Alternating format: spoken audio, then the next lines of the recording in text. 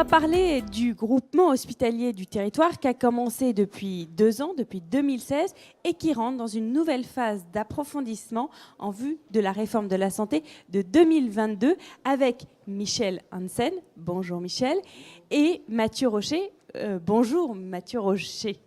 Alors, vous êtes donc... je voulais vous parler de la conséquence d'abord financière sur les GHT, donc le groupement hospitalier de territoire.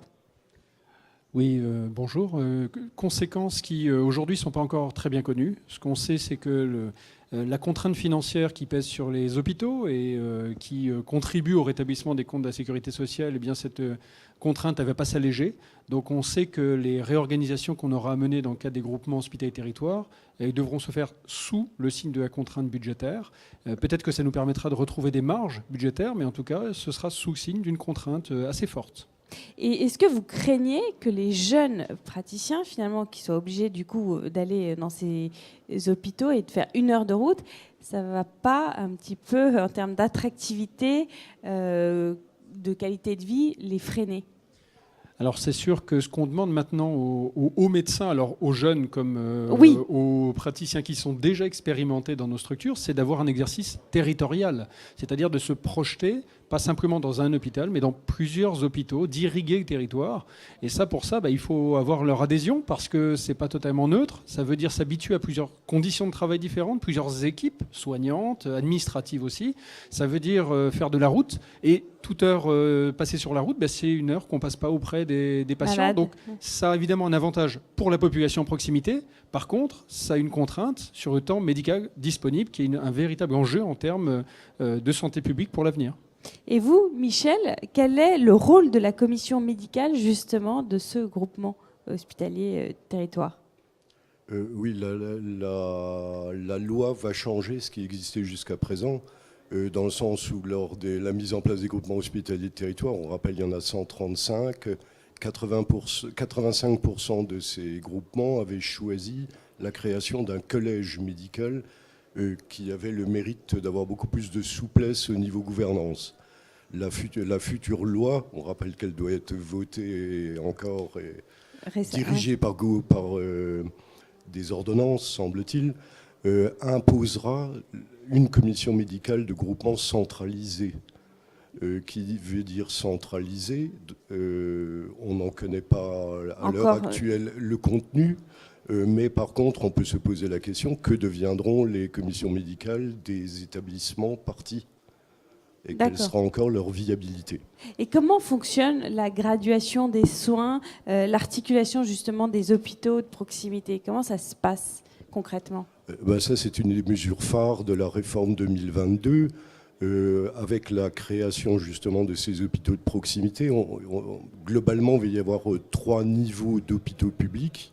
Hôpitaux de proximité sur laquelle on va revenir, après des hôpitaux de référence avec des plateaux techniques et des spécialités, et après les hôpitaux de recours qui seront ou les très gros centres hospitaliers et évidemment les hôpitaux universitaires.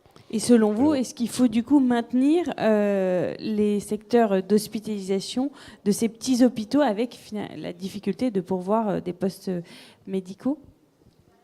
C'est pas qu'il faut les maintenir, c'est la loi qui veut les instaurer. C'est-à-dire, vous avez, à l'heure actuelle, il y a à peu près 200, au niveau national, à peu près 230 hôpitaux locaux. Ils vont être upgradés en hôpital de proximité. Mais d'un autre côté, puisque le choix à terme est de 600 de ce type d'hôpitaux, il faut trouver les 300 à 350 autres qui vont être, permettrait l'expression, dégrading de centres hospitaliers conventionnels en hôpitaux de proximité.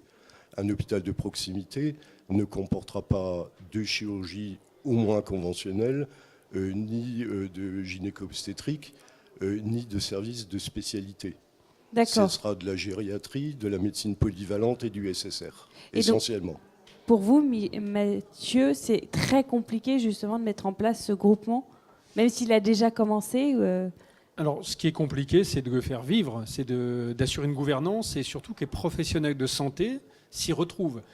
Quand on a un directeur, quand on a un président de CME, qu'on travaille dans la même structure, on sait à qui s'adresser quand on a une difficulté. Quand on est dans 10-15 établissements, un groupement de 10-15 établissements, qui vers qui on se tourne quand on a une problématique, quand on a besoin d'équipement, d'une IRM, d'un scanner ou d'autorisation, vers qui on se tourne. Ça, c'est un véritable enjeu de gouvernance. Après, le fait est qu'effectivement, aujourd'hui, on est au milieu du gué, c'est-à-dire qu'on a des groupements qui se sont constitués sur un mode assez associatif.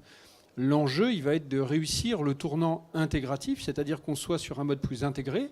Mais qui dit mode plus intégré, c'est un peu comme l'Union européenne.